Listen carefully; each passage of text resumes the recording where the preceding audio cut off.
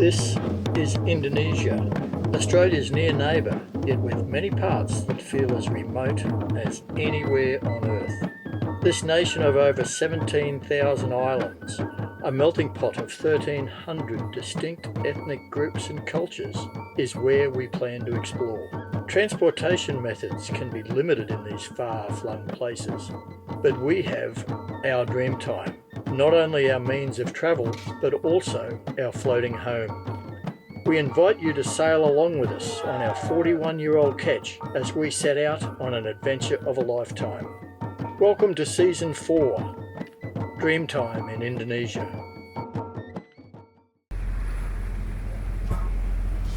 Good morning, everybody. Well, we have had a beautiful stay in this anchorage, and the two villages, Inglis and Sawai.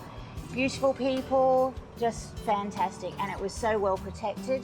Rob brought the anchor up this morning and it was caked with mud. We had such good holding in there. So we're now off for 42 nautical miles, and the 42 nautical miles will be taking us to Seliha. I think that's how you say it. Anyway, Seliha. Please correct us if we're wrong. But yeah, 42 nautical miles just up the way again, and we look forward to discovering what is there. The conditions out here are a bit rolling. That might be why we got a little tiny bit of swell in last night, but there are also squalls around. We're currently motoring. We'll put the sails out after we do our 90-degree turn, and that should bring the wind further behind us. We've got the pole out ready, so the Jenny will be poled out today, and hopefully we'll just scoot along.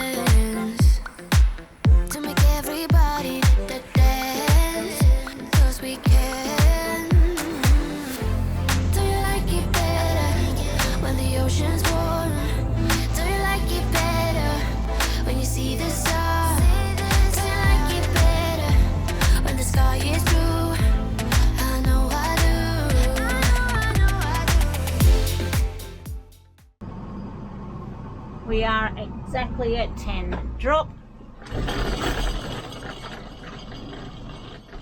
So we have anchored in a little bay. What's actually, no, not little, it's quite big, but it looks like we're on a sandy mud, 10 meters. We just hooked on in straight away, which was really good. And so today was 43.8 nautical miles. Our average speed was 5.6. And apparently, and I'm not quite sure where this happened, we had a top speed of 8.6. It did not feel as if we were going fast at all today. It was, I mean, beautiful blue sky today, not much of a swell, so it was a lovely day.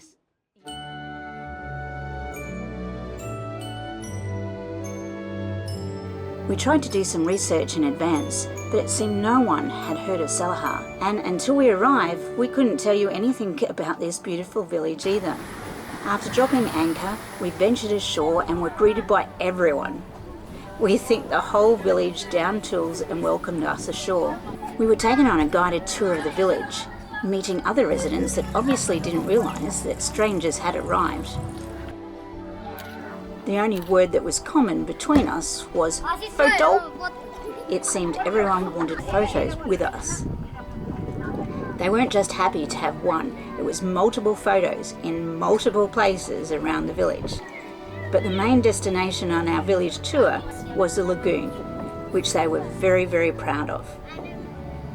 We can imagine it's a popular beachside spot with weekend visitors from the nearby villages.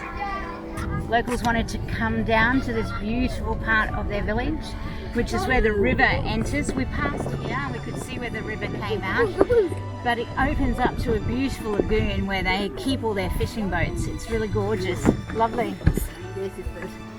Not only the lagoon area, but the whole village was very well cared for, with good drainage, very clean of rubbish, a new communal fence being built along the main street, with homes that were very well constructed.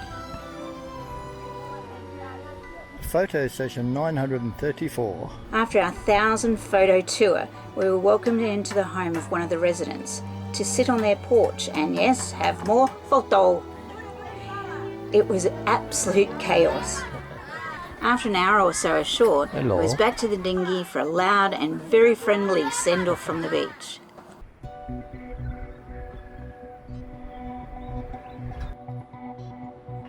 We have another early start this morning because we've got about 50 miles to go to an interesting village called, I think it's Sawai. The issue is we've looked at all of the charts. The information is very, very limited and sketchy. So we've studied all of the satellite imagery we can and even gone Googling on YouTube to find some drone footage of the area. It's an incredible village. We can't find any information on the depth of the water just off it. It looks a little bit like a fiord. So we're heading there and we're going to hope to find some water that we can anchor in. It's not unusual to get into these places and be just off the shore and find yourself in 100 metres of water, and it's just impossible. The early start is because if we can't, we've got to move on around into another anchorage a bit further up the coast. So we want to leave ourselves time to have daylight to see if we can find a spot at plan A, and if not, we'll still have time to get to plan B. And you know what plans are, they change by the minute. We're currently motor sailing along the northern coast of the island. We've only got about 8 knots of apparent wind and we're making a fair bit of that. It's incredible how big the swells still are that are rolling right along the island's north side. But that's what gave us a little bit of roll in the anchorage last night, that's for sure.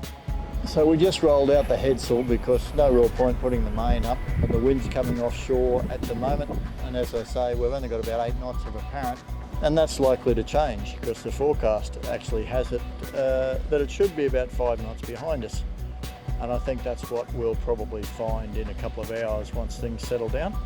And just a comfortable motor sail 49 miles west along the coast. Unfortunately, the sun and wind disappeared. The rain began to fall and we had to resort to motoring all day. So we're heading into an anchorage to find the village of Sawai. It's a little bit rainy in there. We can't see the mountains because there's actually mountains in there, and then there is what we would look at as a fiord up to the end. It's also got coral reef. So your guess is as good as our guess to actually find our way in. These are far from ideal conditions to be coming into a place like this, but the water is clear. I'm going to get Russ to have a look at the satellite over. Wonderful news, now we've got thunder! The cliff faces here are absolutely stunning, there's no question about that. We're just sneaking our way in very slowly towards Sawai Village. We're still way too deep for any anchoring options here at the moment. We can just hope for the best when we get up there. Karen's back on the wheel, Russell's keeping an eye on the satellite imagery, and my job is looking straight ahead. Well, Russell says there is an area before the hut that is right on our starboard bow. He said there's an area up there that changes colour. Are you able to see that over? Negative, I can't see that. I can't see that, but it's a long way away yet. Over. We are anchored in about 12-13 metres of water. We've got 55 metres of chain out in absolutely glass out conditions. There's not one knot of breeze. There's no current. And this is just another little piece of paradise that we've found off the beaten track. Sawai Village. We'll probably, yeah, it's pretty late. That's after 4 o'clock, so we'll probably just stay on board this afternoon and we'll go and explore tomorrow. Looks very, very, very cool though. The main village is just over around the corner there, and about 90% of the buildings are built over water.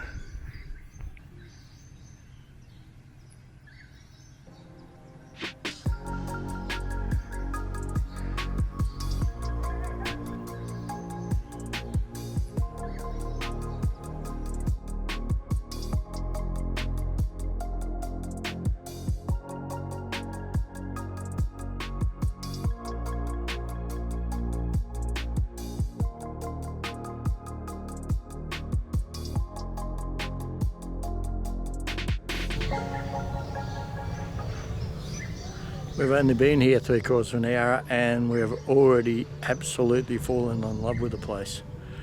It's ever changing, the views, the look. We've got the sound of the birds from the forest. We've got music coming from over the water. And while we're going over the serenity, and somebody started building something and the hammers are working overtime. It is just fantastic here. So looking forward to exploring the place tomorrow.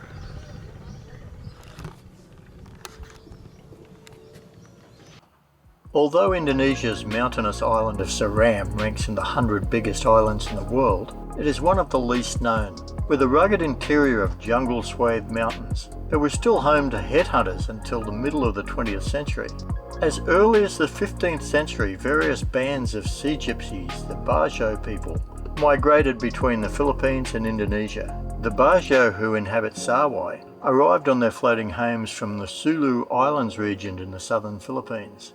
Sawai is one of the oldest Bajau villages in Malaku, dating back 400 years. Here the Bajau built simple stilt houses using the coral reef as their foundations. These homes sit proudly above the still waters where they continue to be a seafaring tribe. Arriving in the village, we weren't mobbed by teenagers asking for selfies like we had been in the Kai Islands. Everyone was more reserved, just going about their daily chores. There were sideway glances and a few laughs, but generally a very welcoming feel. We asked politely if we could take photo, where there was always a smile given. We wandered the streets, seeing new homes being built, women cooking in a communal outside kitchen, children running around and much laughter ringing out. All were very content and happy in this very simple way of life. So we've come across the village straight up. We're looking at drying clothes, so you can see them totally green, then a little bit drier, and now we're getting to where we'll have a fragrance of them. A unique feature of Sawai is its source of fresh water for the village. A mountain spring emerges from among stone boulders at the bottom of the cliff face into a now concrete and tile-lined pond in the middle of the village. The sparkling water flows constantly through the pool, down the small central canal to the sea, and remains perfectly crystal clear. This constant flow through the village creates a centre point for all matter of chores. We understand that early in the morning is bathing time, then there's a period set aside for washing of clothes. However, it seemed like the children had all day to play and swim. Over the years, the village has evolved. With a road now cut through the heavily forested mountains, they do receive some adventurous travellers wishing to hike in the national park or wanting to climb Mount Binaya. A few small homestays have opened, and we ate at a very small resort offering beautiful food served on decks right over the water. We could have literally stern-to moored our Dreamtime off the balcony. There was very little English spoken, so our Google translator got a workout. As we sat in a beautiful little warung overlooking the water, we asked the owner through Google, how many sailboats come to Sawai? She thought about it for a moment, then put up a single finger and pointed to our Dreamtime laying out at anchor. Our 12-metre floating home had brought us to somewhere very special indeed.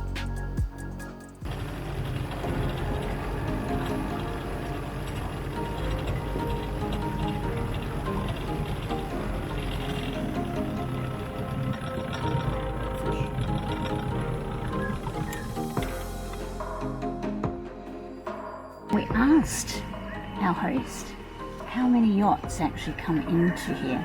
She said she's never seen a yacht come in here. So for these people, it's quite unusual to see a yacht anchored in their fiord.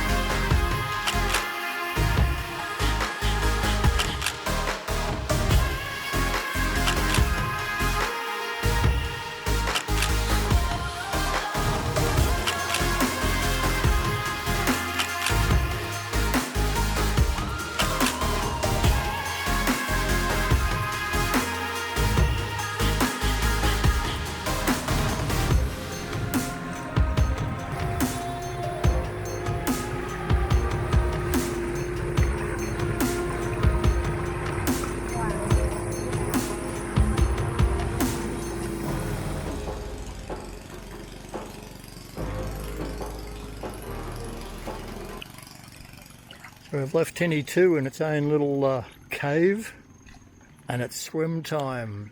How cool is this? This is about as far off the beaten track as you can get. It is.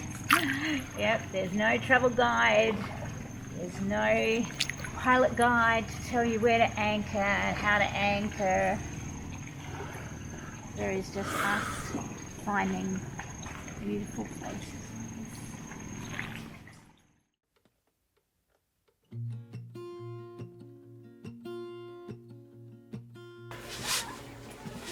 We knew when we came in here to Sawai that there was no information about anchoring. We weren't sure whether we were going to find any depth or what the holding was going to be like.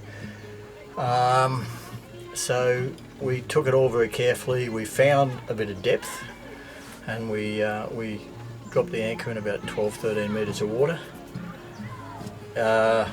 We'll be honest, it really felt like a rock sort of plate bottom,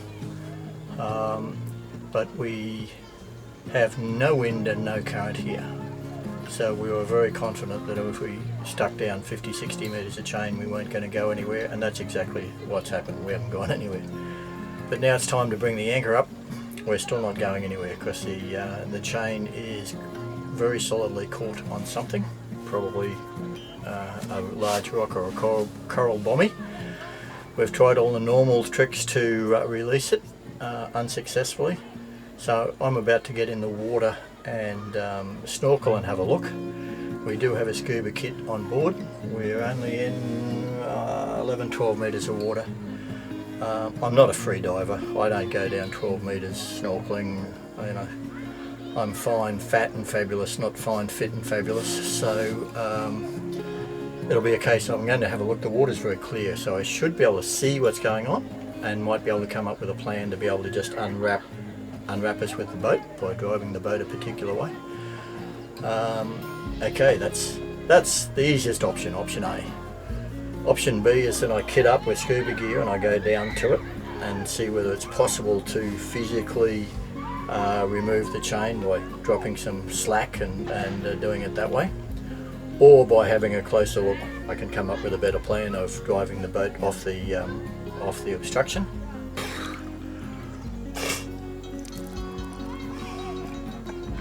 Can't see anything? Viz is about 4 or 5 metres.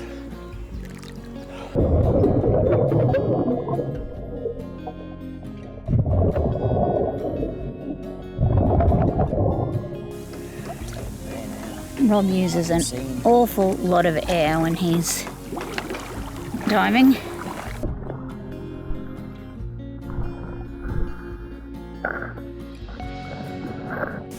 And there he is. Tied it to something, to the anchor. You tied it to the anchor? Floats on the anchor. Yep. Start the engine. Yes. Start pulling it up slowly. Yep. Okay. Okay. Yeah, we're turning. That's okay, we're in deep enough water.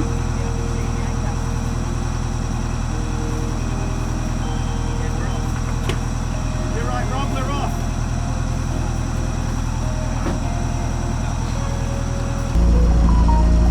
Tanya, watch the village for You want me to watch it now? Watch the village, because you drop your pants and change short. I was looking at my phone anyway. Yes, but you could have looked up and got the shock of your life. I do have the camera rolling back here. We'll have You're blinded by the... white ass. That was... Want a beer, mate? Yeah, I do. That was a get out of jail. The chain was wrapped and wrapped and wrapped and crisscrossed right across this bommy system.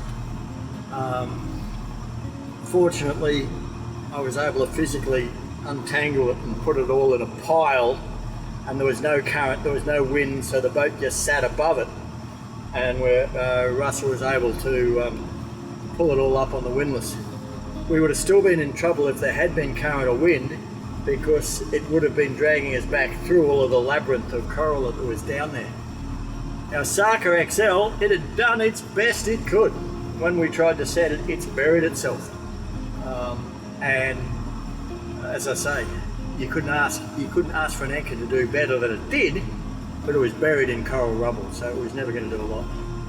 Bottom line about Sawai, beautiful place. We can understand why we may be the only sailboat that's ever gone in there and anchored. But was it worth it? Yes.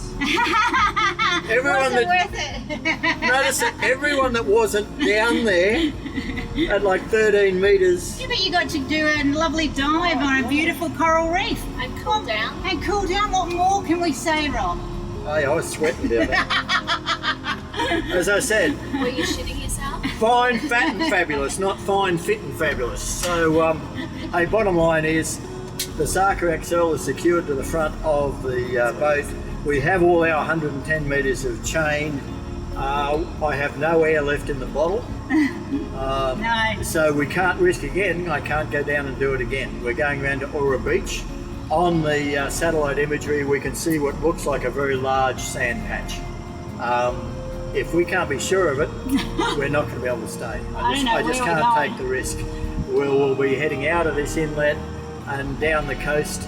The weather's been so stable for so long, I think there shouldn't be too much swell or anything out there. There's a lovely sand cay out here. Well, we could go and stop it for the night. Just stop on it. So we haven't got a plan B. If plan A doesn't work, we'll come up with a plan B. But I have to say that the dive kit basically just paid for itself, because we would have ended up losing probably 40 metres of chain.